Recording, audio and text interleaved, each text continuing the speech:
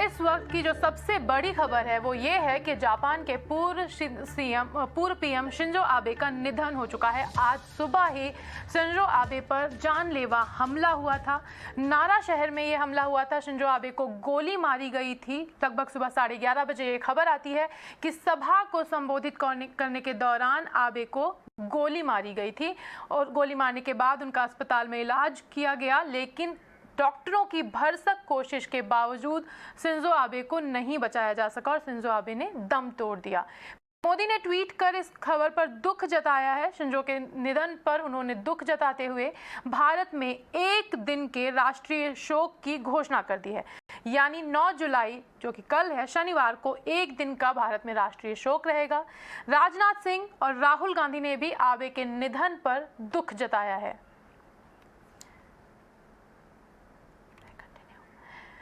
Japan के पूर्व PM Shinzo Abe की हत्या हो चुकी है। आज सुबह ही उनको 2 गोलियां मारी गई थी। उनकी हालत लगातार इलाज के दौरान नाजुक बनी रही। गोली लगने के बाद उन्हें हार्ट अटैक भी आया था। इस दौरान उनके शरीर से काफ़ी ब्लीडिंग हो जाने की वजह से उनका देहांत हो गया। इस खबर पर और ज़्यादा जानकारी के लिए हमारे साथ जुड़ गई हमारी सहयोगी ऐश्वर्या जैन। जापान के पूर्व प्रधानमंत्री शिंजो आबे जब नारा शहर के अंदर एक सभा को संबोधित कर रहे थे, उसी दौरान एक शख्स ने आकर उनको पीछे से गोली मार दी, जिसके बाद उनका निधन हो गया। हालांकि उस शख्स को गिरफ्तार जरूर किया गया है, लेकिन इस पूरे घटनाक्रम की साजिश की पड़ताल की जा रही है। भारत के अंदर भी कई राष्ट्रीय नेताओं ने शिंजो आबे के निधन पर शोक अर्पित किया है और जब शिंजो आबे प्रधानमंत्री हुआ करते थे, उस दौरान भारत के साथ नज़दीकी रिश्ते भी उनके थे। इसी वजह से प्रधानमंत्री नरेंद्र मोदी ने एक ट्वीट के जरिए साफ तौर पर कहा है कि उन्होंने एक खास दोस्त को खो दिया है और इसी वजह से एक दिन के राष्ट्रीय शोक का भी भारत के अंदर ऐलान किया गया है। कैमरा पर्सन मनोज सिंह के साथ ऐश्वर्या जैन, ET नाउ स्वदेश के लिए, दिल्ली से। और इस खबर पर हमारे साथ बात करने के लिए मौजूद हैं रविंद्र सचदेव, जो कि फॉरेन एक्सपर्ट हैं। रविंद्र, भारत के लिए एक बड़ा झटका अगर कहा जाए तो गलत नहीं होगा। और दूसरी चीज़ है कि पीएम को डायरेक्टली जिस तरह से गोली मारी गई, वो एक बहुत बड़ा सिक्योरिटी में ब्रीच है। और इस सब के बीच अगर मैं पूछूं कि जापान की राजनीति पर इसका कैसा असर पड़ेगा और भारत के लिए अगर हम देखें तो इसे क्या कहा जाएगा? A great question. I mean shocking है और पर आपका ये क्वेश्चन बड़ा इंटरेस्टिंग और इम्पोर्टेंट है कि जापान की डोमेस्टिक राजनीति पे इसका क्या असर पड़ेगा। इसका कोई ना कोई इसका डेफिनेट असर पड़ेगा जापान के अंदर। अब कैसा पड़ेगा वो देखते हैं। खास करके डिपेंड करेगा कि इसका मोटिव क्या था जिसने ये करा है। Right, that's one. Secondly, in any case दुनिया में कहीं भी कोई भी एक लीडर हो, प्रोमिनेंट, जाना माना, उसकी असैसिनेशन हो, दुख का मामला है।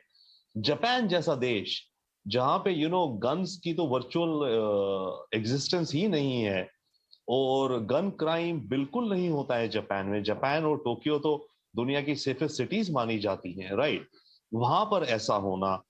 और फिर तीसरी बात, इतना टॉल लीडर शिंजो आबे जैसा, ये जापान का लॉन्गेस्ट सर्विंग प्राइम मिनिस्टर है for the ever since the second world war. और इनके ग्रैंडफादर प्राइम मिनिस्टर थे 1950s में। इसके फादर जापान के लॉन्गेस्ट सर्विंग फॉरेन मिनिस्टर थे। ये खुद 2 बार प्राइम मिनिस्टर रहे और लॉन्गेस्ट सर्विंग प्राइम मिनिस्टर रहे जापान के। इनका भाई डिफेंस मिनिस्टर है। अभी जो कैबिनेट है उसमें डिफेंस मिनिस्टर इनका भाई है। तो ऐसी शख्सियत का असैसिनेशन होना, मैं जस्ट सोच रहा था वर्ल्ड में कैसे कब हुए हैं इस तरह के प्रोमिनेंट जो नोन फिगर्स असैसिनेशन। मुझे एक कैनेडी का याद आ रहा था, जॉन एफ कैनेडी का। राइट, उसकी असैसिनेशन जो हुई, ये उस तरह की कुछ कुछ कैटेगरी में है in a big picture. Secondly, motive क्या है जो ये असैसिन है कुछ कह नहीं सकते, बट अपेरेंटली वो ये कह रहा है कि he was unhappy with Shinzo Abe.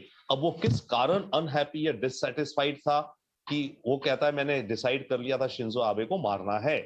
क्या कारण थे?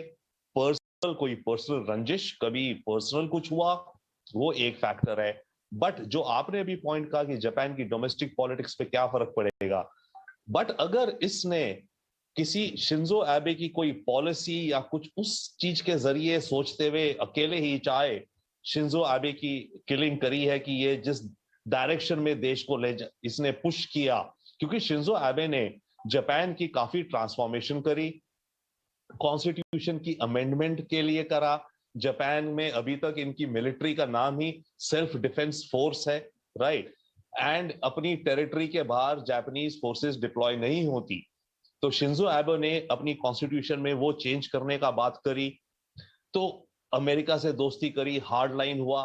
तो अगर इन किसी फैक्टर्स के चलते इस इंसान के जहन में था कि शिंजो आबे को मैं मारूंगा, तो देन तो जापान की डोमेस्टिक पॉलिटिक्स में बहुत अर्थक्वेक सा आ जाएगा, जैसे हम कहें। बट मेन फर्स्ट डिपेंड करता है मोटिव क्या था इस इंसान का। जहां तक बात रही भारत एंड जापान के रिश्तों की, देखिए इन दोनों देशों के रिश्ते डेफिनेटली हमारे बहुत ही अच्छी ट्रैजेक्टरी, रेलवे ट्रैक बड़ा अच्छा है हमारे रिश्तों का।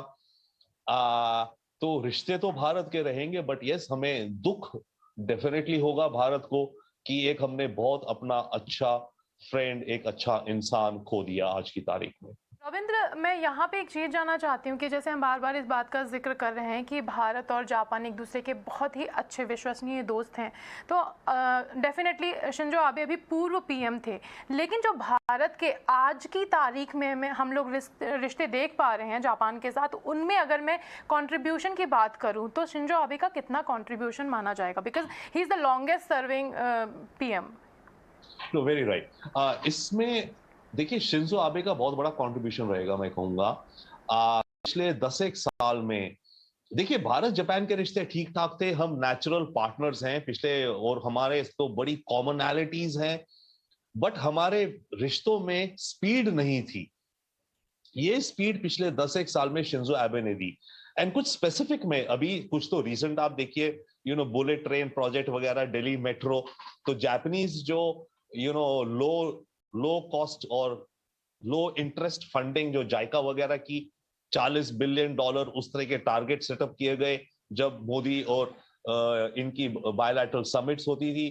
बट मैं एक और आइडेंटिफाई करूंगा यूनिक सा दिस थिंग, जो कि Japan India civil nuclear deal. देखिए जापान अपनी हिस्ट्री के कारण इंडिया के साथ न्यूक्लियर सिविल एग्रीमेंट नहीं करना चाहता था, बहुत ऑपोजिशन थी डोमेस्टिक जापान में, क्योंकि इंडिया ने एनपीटी एग्रीमेंट साइन नहीं करा हुआ है, राइट। बट उसके बावजूद Japan India civil nuclear deal हुई 2017 में, राइट। ये एक बहुत बड़ा जापान की डोमेस्टिक पॉलिटिक्स में एक परिवर्तन था कि किसी ऐसे देश के साथ जिसने एनपीटी एग्रीमेंट साइन नहीं करी है, उसके साथ Japan civil energy nuclear deal कर रहा है। तो ये कुछ हाइलाइट्स है, मैं कहूंगा, शिंजो आबे के relations with India, and then broadening it, फिर मोदी जी और आबे की पर्सनल केमिस्ट्री, दोस्ती, एंड शेयरिंग वाराणसी को क्योटो से सिस्टर सिटी इत्यादि।